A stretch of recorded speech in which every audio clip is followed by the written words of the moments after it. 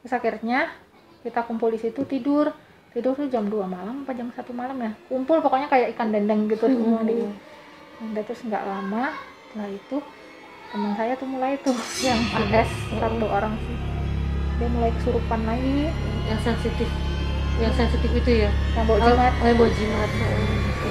Terus kesurupan, yang satu bawa kain ya, bawa kain kan tidur keselimutan gitu ya. Iya. ngamuk kita semua satu ruangan itu gempar, soalnya dia iniin kain, kainnya digubrak-gubrak ya, gitu. semua orang yang deket dia tuh mau dicelakain sama dia.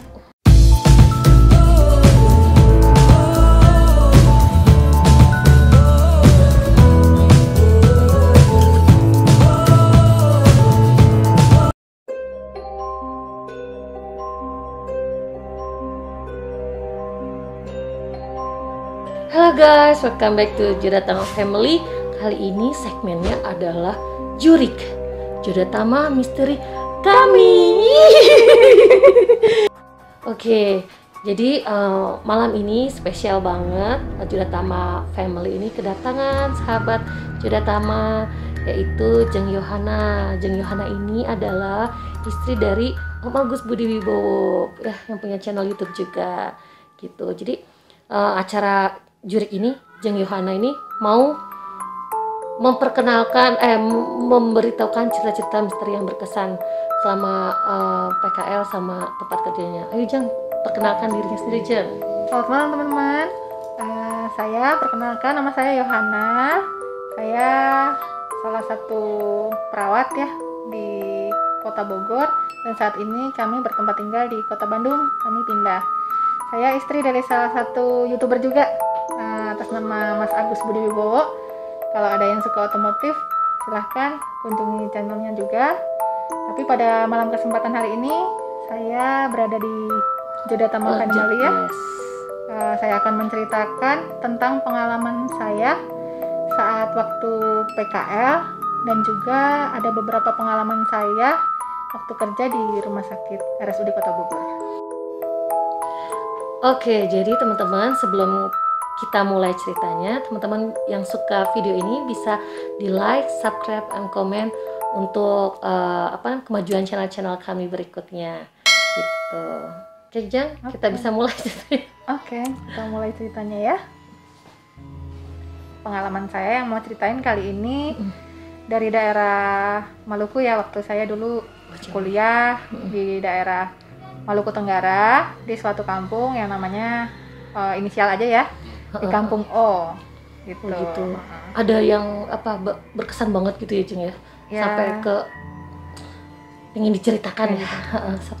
Soalnya waktu itu pengalaman kuliah saya yang paling berkesan, yang nggak akan pernah saya lupakan di kampung itu. Awalnya kita kan udah tingkat 3, jadi saya di bidang keperawatan. Kebetulan saya perawat, bekerja lama di Bogor, sekarang kita pindah di Bandung. Waktu itu kita PKL namanya. PKL, kuliah kerja nyata gitu di daerah suatu kampung itu di tahun 2010 ya, sebelum kita magang. Nah, itu di Kampung O. Kampungnya daerahnya agak terpencil, tapi kampungnya itu bagus banget. Di daerahnya dekat pesisir pantai gitu, dekat Australia. Wah, keren. Dekat Australia kampungnya itu. Emang bagus banget, keren banget. Pasti semua orang juga tahu sih kalau disebutkan kampung itu kampung apa. Nah, di situ kita ngelewatin hutan dulu, terus baru nyampe kampung itu. Di situ nggak ada sinyal. Untuk mendapatkan sinyal kita harus naik ke tower, ke menara. Menara apa tuh? Ya, menara kayak ada kayak apa ya? Kayak mercusuar gitu ya. Ya, karena deket gitu. Pantai gitu ya Jeng ya. Dekat pantai. Terus kemudian di suatu hari ya, suatu ketika di situ kami PKL kurang lebih 3 minggu. Terus kita ada 2 kelompok, kita dibagi. Kami dapatnya di kampung itu kurang lebih 50 orang. Dan di suatu kampung itu hanya ada beberapa kakak aja. Terus lurahnya pun kepala kampung ya kalau di sana tuh. atau Pak Lurah lah disebutnya itu. Di situ ada rumah Pak Lurah yang lumayan besar. Di situ adalah camp kita, jadi tempat kelompok kita kumpul. Tapi waktu itu kita disebar ke rumah-rumah warga. Ada kita 2 orang ditaruh di rumah satu keluarga gitu. Jadi keluarga kami yang kami tinggali itu kita sebut Bapak Piara dan Mama Piara namanya. Oh gitu. Jadi wakil sebagai bapak dan ibu Bapak kita. asuh gitu ya di sana ya. Jadi kita tinggal di situ ya udah seperti keluarga sendiri ya. Dan kita teman-teman disebar di situ. Terus singkat ceritanya, di suatu ketika udah seminggu kita PKL ya, emang mistis banget sih Tempatnya itu ya. kampung itu. Dari orang-orang cerita orang-orang gitu yang saya dengar, kan saya juga orang perantauannya ke sana karena bapak saya orang Ambon. Begitu. Nah bapak saya itu kan orang Ambon, jadi saya emang kuliah di sana. Terus kampung itu yang didengar-dengar. Nah seringnya kalau udah nyampe sana, katanya kalau cewek tuh takut pulang. Takut pulang tuh gimana? Kayak Nggak bisa apa ya? pulang apa? Tapi takut pulang. Takutnya diguna-guna, didoti-doti namanya ya. Oh iya. Oh karena masih pedalaman banget ya. Jadi kental banget sama masih Iya. kental itunya ya. Takutnya kecantol sama orang sana. Kalau kita kan ya dalam nama Yesus aja ya. Oh iya bener-bener. Sama ya saya juga dalam nama Yesus. Kita kan Nasrani ya. Jadi seperti itu. Terus kemudian kita sering penyuluhan. Melakukan penyuluhan setiap berapa hari sekali gitu. Di sore hari biasanya yang kita lakukan. Terus pada saat itu kita penyuluhan tuh pas malam hari. Kampungnya bagus. Jadi aku bagian di atas. Kayaknya sih kebayang keren banget gitu ya. Teman-teman di bawah. Gitu. Jadi disebar lah istilahnya. Terus di suatu ketika kita saat penyuluhan itu, awal-awalnya sih ada sering sih temen kayak emang ibunya kan ya ini bukan ini ya cuma cerita aja. Ibunya itu kayak seperti apa ya, paranormal gitu. Oh bisa, orang bisa ya, iya. orang bisa. Dia pun teman saya salah satu teman saya tuh Agak bisa lah, sensitif ya, berarti agak sensitif gitu. Dan dia paham tentang hal itu. Jadi beberapa waktu itu sering ada cerita-cerita ya yang ini sih, tapi karena saya orangnya nggak terlalu apa sih terbawa gitu ya, nggak kayak kepikiran gitu ya. Enggak, karena saya sendiri sebenarnya takut sih. Oh gitu ya, iya juga ya gitu. Waktu itu saya wakil ketua PKL. Oh gitu. Teman saya ketua PKL, saya wakilnya. Kita didampingin oleh 2 dosen. Terus kemudian pas saat itu hari kejadiannya itu teman saya Itu siang nggak? Sorry, itu siang atau lagi Sore. penyuluhan? Oh sore. sore malam lah. Kayak habis maghrib gitu. Setelah maghrib kita langsung penyuluhan tuh ceritanya di suatu rumah orang. Terus teman saya ada beberapa di RT yang satunya, ada yang di bawah gitu ya. ada 3 tempat sih waktu itu penyuluhan. Saat itu tuh nggak tahu kenapa ya, nggak pernah ada kejadian mati lampu. Tiba-tiba lampu mati Oh, gitu. seluruh kampung itu. Sekampung. Oh gitu. Di sana penerangannya belum ada lampu elektrik itu, jadi petromak gitu lah. Pakai petromak. Petromak kita penyuluhan. Nggak lama setelah itu saya dijemput sama teman saya yang inisialnya S karena saya wakil ketua, dan dosen kita saat itu kebetulan lagi ada urusan untuk ke kampus, harus ngambil data atau dokumen apa gitu. Jadi di situ cuman ada penanggung jawab kita itu ya orang kampung di situlah, salah satu orang kampung, penanggung jawab kampung. Nah akhirnya ternyata teman saya tuh datang ngasih tahu, tuh teman kita ada yang kesurupan. Wah, namanya inisialnya si L. Cewek juga. Cewek. Kesurupan. Kalau kita kesurupan kalau Taruh sebentar. Tadi dia di rumah.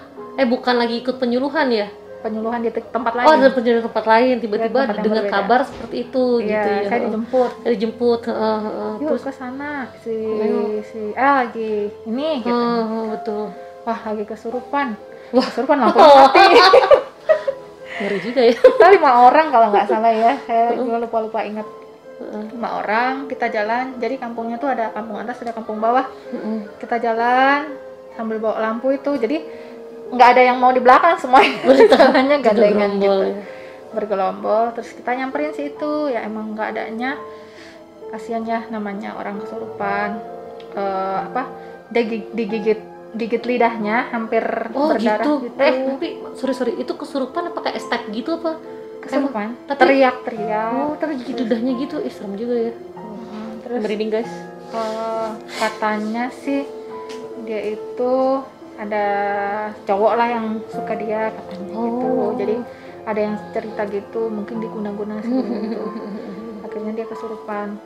Tapi dalam waktu yang sama, nggak lama teman saya yang di kampung di bawahnya lagi kesurupan, inisialnya si S. Sama gitu kejadian Sama. mirip. Waktu itu si itu belum selesai, pokoknya belum selesai. Dari semua warga di situ ya.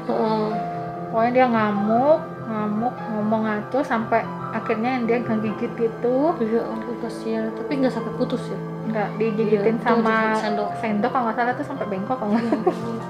Saya juga bingung karena saya juga orang awam yang nggak tahu hal itu. Terus kemudian di situasi yang sama, si teman saya yang S itu juga kesurupan juga. Sebenarnya itu jaraknya dari penyuluhan sama tempat yang temen itu jauh juga lumayan. enggak sih, dekat. Oh deket, sama kayak RT gitu ya kali ya. Ke rumah gitu. Terus kemudian kita ke situ lagi. Ya dia kesurupan, cuman yang handle yang lain lah ya. Terus nggak lama setelah itu, kejadiannya hari yang sama satu malam itu 3 orang yang kesurupan. Terus yang satu lagi itu di namanya inisialnya L. Sekarang teman saya udah almarhum ya. Oh gitu. Udah almarhum, yang saya bilang semoga ibunya jiwa berbahagia. Oh ya, ibunya paranormal juga ya. Itu juga, tapi dia itu kesurupannya kalau nggak salah dimasukin salah satu nenek moyang atau apa gitu katanya. Nenek moyangnya dia itu. Atau nenek moyang yang ada di tempat situ? Yang ada di tempat situ ya. Nggak salah gitu. Terus ya kejadiannya kok seperti ini ya Pak? Emang saya kan nanya ya, emang kampungnya biasa seperti ini. Padahal kampung itu kan bagus ya. Emang diceritain, kampung itu serem gitu. Nanti aslinya gitu. Kalau cewek-cewek hati-hati ya, kalau di sana nanti bisa nggak pulang katanya gitu. Nanti ketempel sama orang sana nggak pulang. Terus di sana itu kan masih kental banget ya Jeng, kayak misalnya pelet gitu. Enggak sih, kalau di Ambon itu masih kental dengan nenek moyang kayak gitu. Itu kita tuh masih menghargai banget dan sangat ini banget lah. Emang ada sih emang nyata gitu. Itu terus kemudian pas saat itu lepasnya gimana tuh? Diapain gitu? Lama sih Jang itu prosesnya. Dibiarin aja gitu apa? Ada orang tua-tua sih di situ. Jadi mereka yang ada syarat-syaratnya gitu. Iya. Cuman nggak enaknya kan, kenapa nih orang kampung di situ merasa jelek ya nama kampungnya. Orang tua-tua adat kami tuh nggak ada yang seperti itu. Kecuali kalau misalnya apa sih si anak ini sompral macam-macam gitu lah, intinya gitu. Ya biasanya gitu ya. Sampai malam itu pokoknya waktu itu mencekam banget lah. Pasti. Semua kesurupan. Pas itu lampunya mati. Kesurupan kan kalau di bidang medis sebenarnya sih psikis, mental. Gitu. Tapi kalau saya melihat yang seperti itu sih bukan psikis, mental lagi ya. Kayak memang udah ada ya. Negatifnya memang ada. Itu udah dunia lain lah ibaratnya gitu ya. Terus habis itu inilah pokoknya prosesnya panjang banget itu, menangani 3 orang kan. Terus kita ngobrol-ngobrol. Kenapa ya Pak seperti ini gitu. Kalau ceritanya sih dicari tahu, akhirnya keesokan harinya dicari tahu itu karena mereka tuh karena saking takutnya mungkin ya, jadi protektif diri, mereka tuh bawa jimat. Iya. Jadi dari tapi dia bukan dari daerahnya beda ya, sebenarnya daerahnya beda. Terus dia bawa pegangan lah ibaratnya gitu ya. Jadi bentrok sama yang di situ ya. Iya. Jadi mentah. Jadi yang satu itu katanya yang teman saya diguna-guna itu. Tanya itu, tapi kalau yang 2 teman saya itu memang dibawain pegangan. Sama orang tuanya. Sama orang tuanya. Oh. Itu sih ya mencekam banget. Iya pasti ya, apalagi kayak mungkin pertarungan ilmunya dia sama yang di situ ya. Soalnya itu nggak sehari itu, sebelumnya itu emang udah ada kejadian teman saya juga yang inisialnya D, itu udah ada tanda-tanda kayak dia semacam sakit-sakit. Oh, masuk ke situ sakit-sakit gitu. Sensitif, kayak dimasukin itu. Ada kan bapak dosen juga kita, oh pendeta ya Jang. Dia tuh bawa lada. Oh iya tahu. Lada ditaruh di jempol kaki, sambil berdoa, terus sambil nanya siapa kamu? Dipencet gitu ya. Ada bulat itu kan ya, ada bulat itu. Ternyata ya mungkin ya kadang kan kita protektif diri dengan hal-hal yang bukan dari Tuhan ya, ibaratnya. Itulah, jadi mental ke diri sendiri. Sedangkan kampung itu sendiri kan mereka tua-tua adatnya kan nggak pernah ada yang seperti itu. Iya betul. Malah nenek moyang kita yang udah nggak ada itu, mereka malah senang kalau ada yang membangun kampungnya. Kita kan di sana berkala bangun jamban umum kayak gitu. Pasti mereka senang. Terus selain itu sih pokoknya kesurupannya sampai lari-lari gitu, jadi saya juga nggak akan pernah lupa ya. Heboh banget ya. Heboh banget. Sampai itu. Dan kejadian habis itu, setelah itu sih kita kan harus pergi ke mana? Ke kampus. Waktu itu kan ada urusan ngambil sesuatu ke kampus. Ini cerita kita selain kesurupan itu ya Jang. Kan kita balik lagi ke kampung itu tuh ngelewatin hutan. Itu naik apa? Naik mobil? Naik motor. Naik motor sama teman saya. Naik motor kita berempat ya, 2 teman saya di belakang, saya sama teman saya digoncang. Itu benar-benar mogok itu motor di tengah hutan. Cewek-cewek? Enggak, teman saya cowok. Ada cowok juga, kirain. Ini gimana dong? Mati terus ya. Dua-duanya mati. Oh gitu. Bisaan ya. Motornya mati itu nggak tahu gimana ya. Emang nggak disengaja sih, kita juga bingung ya, panik. Tiba-tiba gitu ya. Mana ini gitu. Terus ada kayak semacam orang terbang. Oh my god. Oh itu apa itu siang? Di sana malam. Udah mau maghrib gini lah. Setengah 6-an gitu. Oh gitu. Aduh Tuhan, cuman berdoa Tuhan semoga saya selamat saat gitu PKL. Oh ya. Luar biasa. Saya kan merantau ya, terus itu motornya nggak nyala-nyala, nggak ada orang, gimana ya? Itu beneran kayak ada padahal bensin ada semuanya, tiba-tiba mati. Sehat. Tiba-tiba mati semuanya. Itu nyala lagi tuh pas apa ya? Kayaknya kita berdoa lah Bapak kami kayak gitu-gitu. Sampai berapa kali, terus aduh ada orang nggak ya? Terus nggak lama tuh ada orang yang bawa kayu apa ya, karena di sana kan di hutannya. Pulang juga. Tapi nggak menyapa kita sih, tapi kita yakin itu orang. Nggak lama setelah ada orang itu, baru motor kita jalan lagi. Itu tapi nggak disapa tuh orang beneran. Nggak, tapi beneran. Kayaknya orang beneran dapak ya orang beneran. Tapi kalau yang terbang itu beneran. Itu nggak tahu itu makhluk apa. Itu nggak kelihatan sosok hitam atau gimana? Ya terbang aja gitu ya. Hitam sih. Atau putih gitu. Hitam. Itu yang sekali-kalinya lihat melintas ya. Melintas tapi gede gitu kayak gitu. Oh gitu. Itu. Terus habis gitu setelah kesurupan itu nggak sekali kesurupan itu, besok harinya itu ada kesurupan lagi yang karena kita nyari ya, jadi itu yang paling heboh kayaknya. Kesurupan itu kita akhirnya nggak tidur di rumah orang tua kita itu, kita ngumpul tuh di camp kita itu yang rumahnya Pak Lurah yang gede banget tuh. Kita ngumpul di situ sampai yang nanti kalau misalnya ini mau dibenerin tuh biar anak itu bisa pulih lagi gitu, soalnya suka halu. Terus akhirnya kita kumpul di situ, tidur tuh jam 2 malam apa jam 1 malam ya, kumpul pokoknya kayak ikan dendeng gitu semua di. Terus nggak lama setelah itu teman saya tuh mulai tuh yang si S, satu orang sih, dia mulai kesurupan lagi. Yang sensitif itu ya, yang bawa jimat. Yang bawa jimat. Si S itu kesurupan sampai dia kan bawa kainnya. Bawa kain kan tidur pas limutan gitu ya. Iya. Ngamuk kita semua satu ruangan itu gempar, soalnya dia iniin Oh, kain, kainnya terus digubrak-gubrakin gitu. semua orang yang deket dia tuh mau dicelakain sama dia, Oh, kayak mau dicakar, pokoknya meraung-raung gitulah. ya ampun. Terus akhirnya dipegangin sama orang situ, keluar dia. Jadi Oh. di jalan depan rumah itu Mm-mm. pasir ya, sana kan dekat pantai, sebelah pantai, jadi pasir. Dia jalan itu apa bisa tangannya itu Ya bisa ampun. ngerek itu, terus lari sampai ke ujung kota tuh dikejar. Tapi Untung dia lama nggak sih. nyelakain diri sendiri ya, langsung ke kemana gitu. Tapi badannya sakit semua itu Iya, setelah oh kejadian gitu. itu. Oh, Pokoknya hal kesurupan yang pernah saya alami sih itu. Kalau pengalaman dinas mau diceritain sekalian ya? iya boleh. Tapi itu kebayang juga ya, kayak bener-bener di film horor ya. Kayaknya pada saat itu Pokoknya ya. ngeri banget lah. Mencekamnya. Bayangin di satu kampung mati, kita nggak bisa menghubungin siapa-siapa. Itunya listriknya. Listriknya mati, nggak bisa ngehubungin siapa-siapa. Kejadian seperti itu. Kejadian seperti itu, gimana sih saat itu baru ngalamin.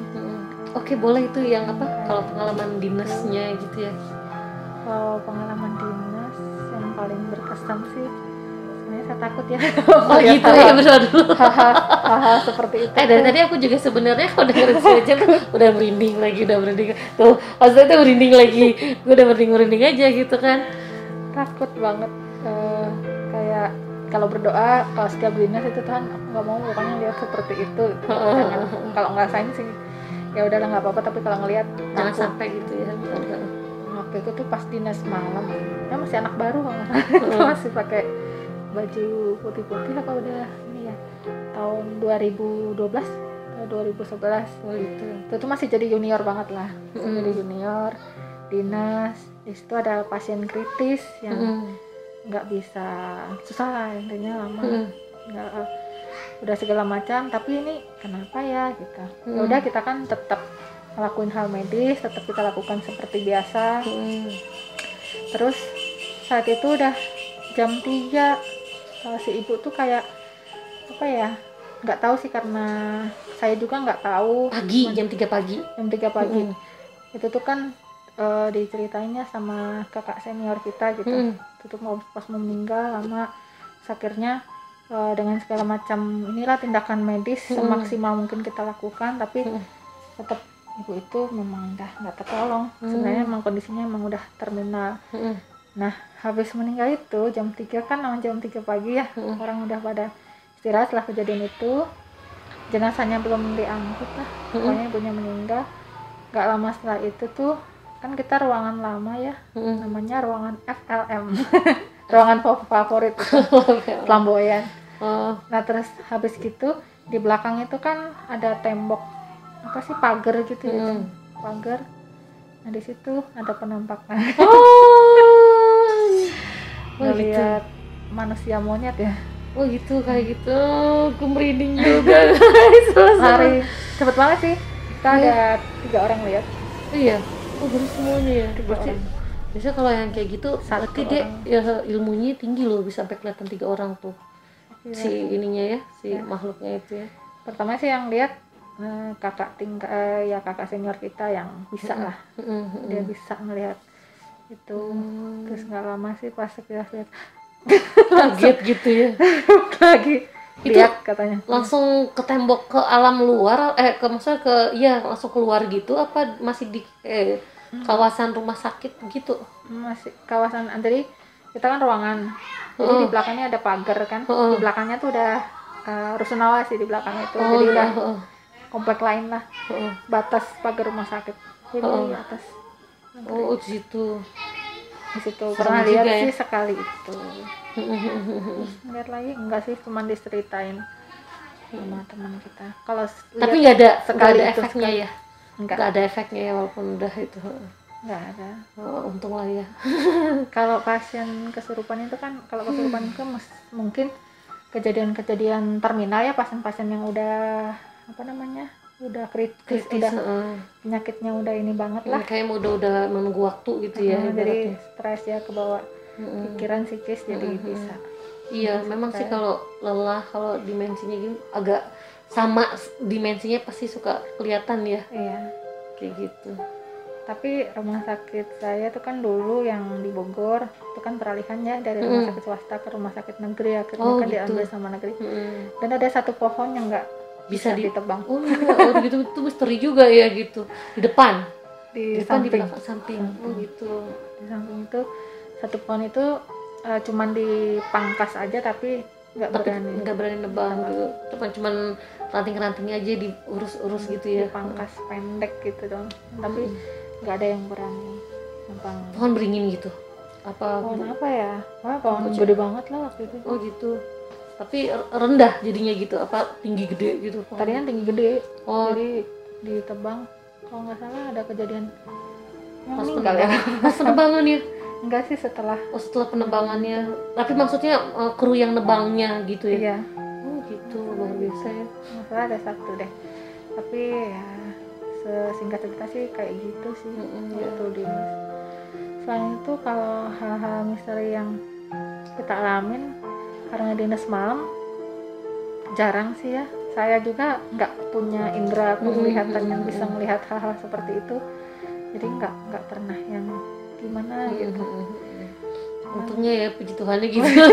Pokoknya saya nggak mau lah bisa ngelihat kayak gitu. Terus kalaupun sendiri pun paling yang kita berdoa Tuhan Iya. sampai jalan gitu.